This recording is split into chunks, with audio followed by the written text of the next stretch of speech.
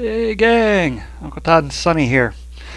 And this week on Star Trek, Strange New Worlds, we're gonna hit a bit of a Indiana Jones-ish kind of episode.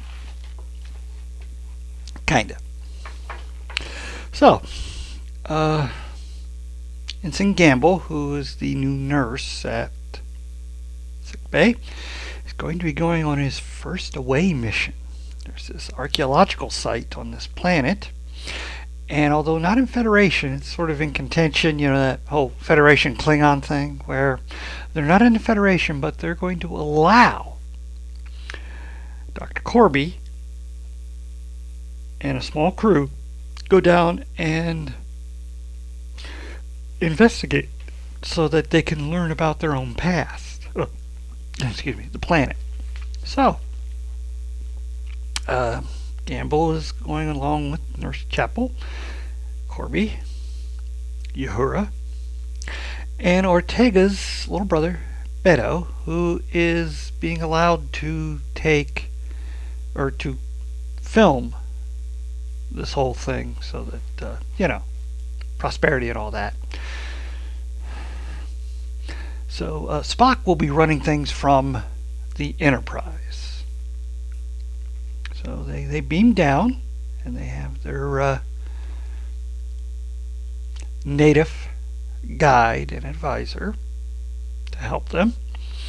Uhura has to kind of translate for them, as she knows just about every language there is. And they set up some deflector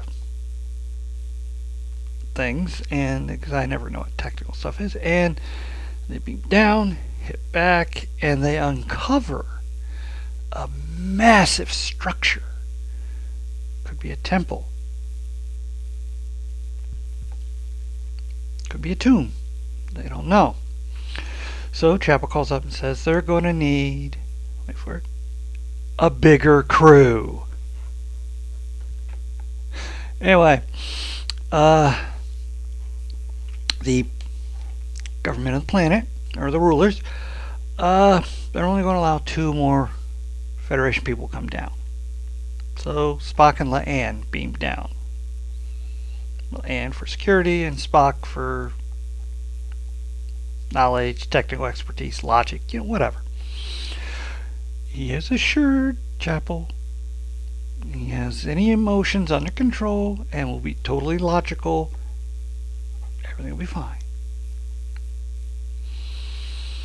So, they come to the door. Well, Uhura is able to translate some of it, and basically to get in, someone will have to freely give their blood. Now, Corby, he's all ready to just take a knife and swap open his palm and but Chapel's like, let's be a little more smart about this. And she looks things over, extends her finger, a little needle comes down,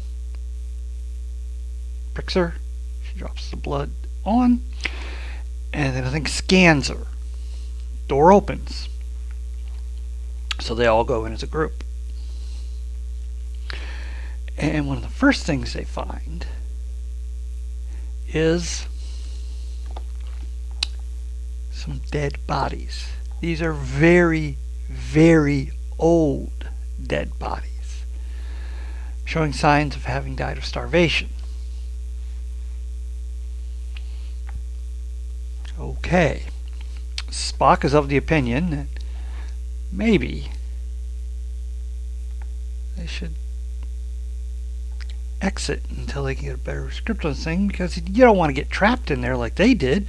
They have it blocks communication from outside. They cannot communicate. They cannot be transported. But this is, after all, this planet's fine, and the guide says, we want to find our history. Now, they do find this stone tablet with some writing on it. Underneath the tablet is an orb, which Gamble picks up. And, Leanne even says, be careful with that. And he says, I'll be careful. And then the thing just comes apart and hits him in the eyes. It burns his eyes. I mean, they're just a little gory. Yeah. So, Chapel gets him outside where he can be beamed back up. And they beam back the fragments so they can examine them. And Dr. Mbanga puts a visor on him that should help regenerate the ocular tissue. But it doesn't seem to be working. There's something that came from that orb that he has absorbed that's preventing the eyes to regenerate. Well, they have now found a huge registry. Tons of names listed. Now, the captain has ordered them to return to the ship, and this is relayed to the group. Captain wants us to go back, and Corby's like, I don't want to go back. I'm not a member of Starfleet anyways. I want to stay here and keep investigating this. And Beto finds he's sent his camera out farther and has found another chamber. And when the native looks at this odd-looking crystalline statue, says there is evil here and runs for it, at which point, right at the door, he gets zapped with a beam, instantly turned into ash, and the door slams shut. They are trapped. At which point, Spock postulates Chapel was scanned. She is the one that they allowed in. We all came in with her as a group. She took Beto out herself, or she took Gamble out herself and came back. He had gone without her. Therefore, that's what laid everything out. But now she can't get the door open.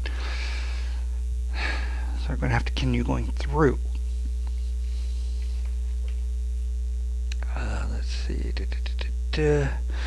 So they proceed to the next chamber, at which point they get,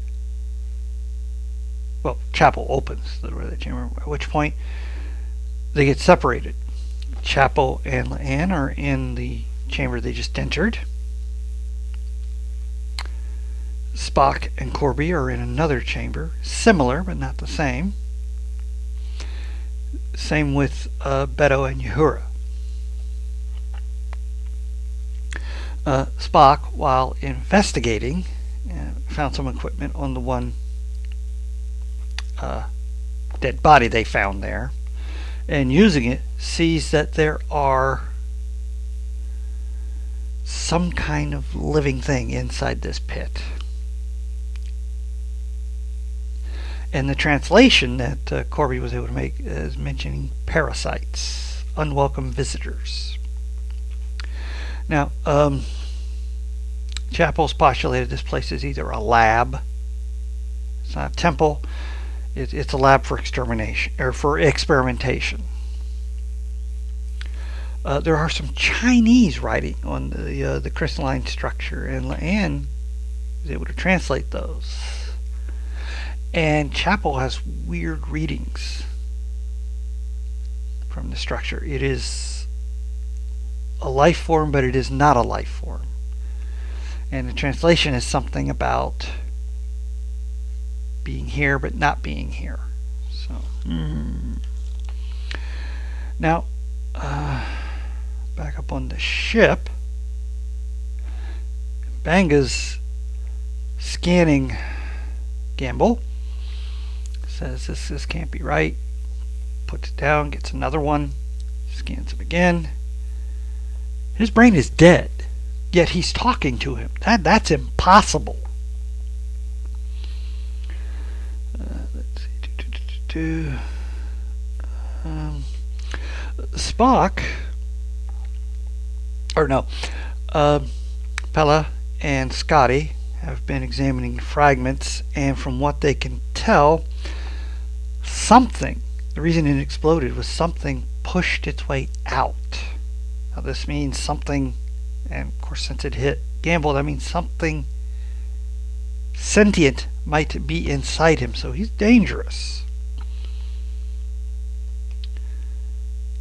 At which point, Gamble starts talking to Mbanga about his daughter and what happened to her, but he can't have any of that knowledge. Mbanga never told him. And he realizes that's not Gamble, but then Gamble comes back. Very strange. And then Battelle comes in. She's got she's getting a headache. Now she had completed the melding of her DNA and the Gorn DNA with the use of the nightshade flower, or the chimera flower. And when she sees Gamble, she says something in a foreign language. Gamble replies in that language, and then they attack each other and fight all over sickbay. At which point, really good fight. But at which point, Pike and security arrive. Gamble gets away, and Battelle doesn't seem to recognize Pike, and looks like she's about ready to attack him. At which point, Mbanga sedates her, and then he runs out and finds that Gamble has killed one security guard, taken another hostage with his phaser, and a third security guard is pointing his phaser at him. And Mbanga talks Gamble down. He's going to help him, but he can't help him if he's holding a man hostage. So he lets the man go and drops his phaser. And they ask Mbanga, sickbay or the brig?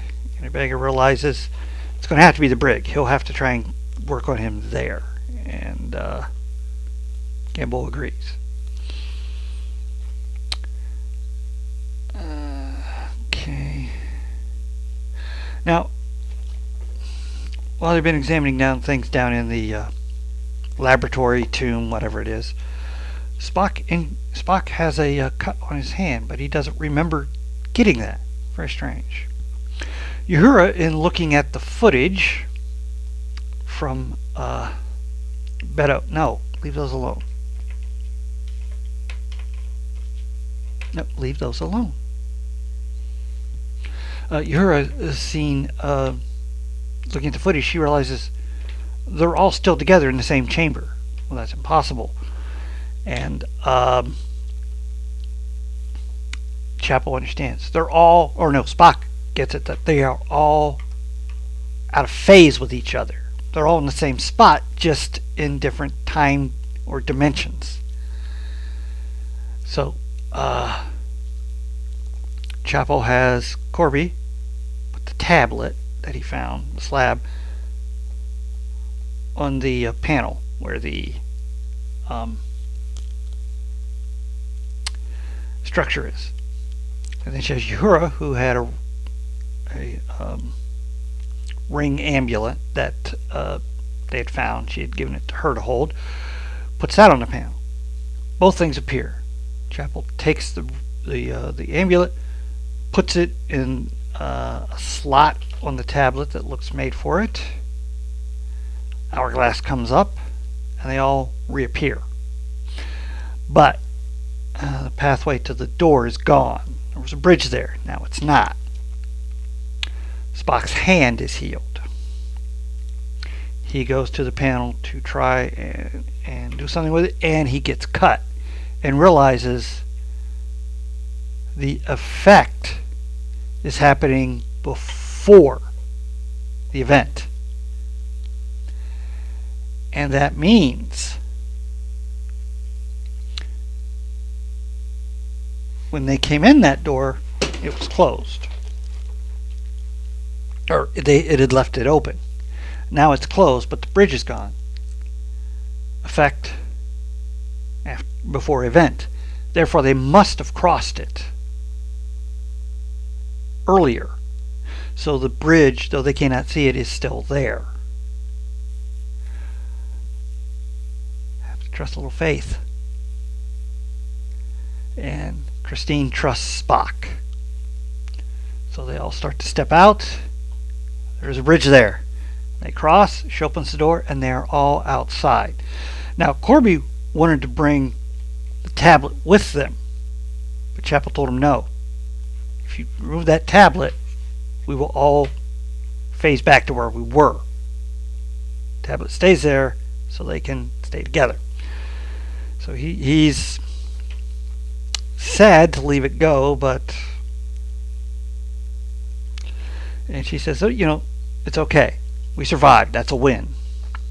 Meanwhile, back up on the ship,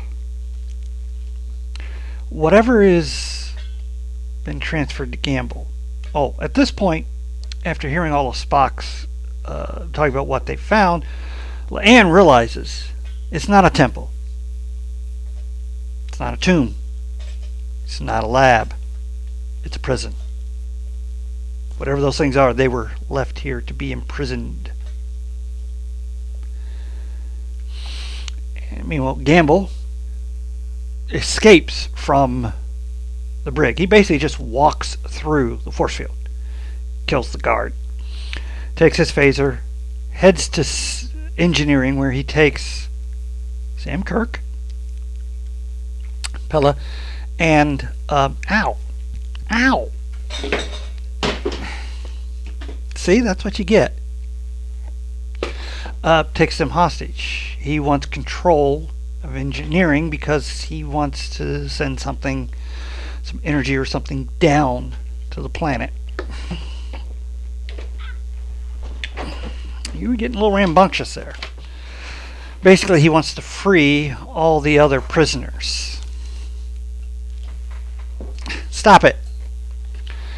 Well, Mbenga shows up and offers to sacrifice himself to save Gamble with the entity. And while Gamble was turned away from the others, Pella shoots him. He's dead. The energy comes up out of Gamble, at which point Scotty captures it in the reconstituted orb, throws it up, and transports it out of there. Where'd you transport it to? Nowhere. It's in the buffers, where it's going to stay. Then we have a wrap up. Pike talks to Battelle. She doesn't know what the language was. She doesn't know what happened. Something inside her took over. She couldn't control it. Obviously, this has something to do with the treatment. Well, he leaves a thing to sedate herself with if she feels the need. They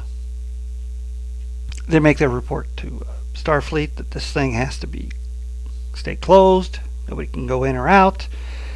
It is a prison, and those things have to stay there. And the one they transported, because they can't transport it back into the prison, they're going to leave it in the buffer. And it's the safest place for it right now. And they end with Mbenga looking over all the data he collected from Gamble's possession. And when his back's turned, it turns into that language from the temple or the prison. Okay. Pretty good episode. Good mystery. They figure it all out. I especially like the part they kind of cribbed from Indiana Jones and the Last Crusade, where you have to have faith to walk out over a pit, and the bridge is there.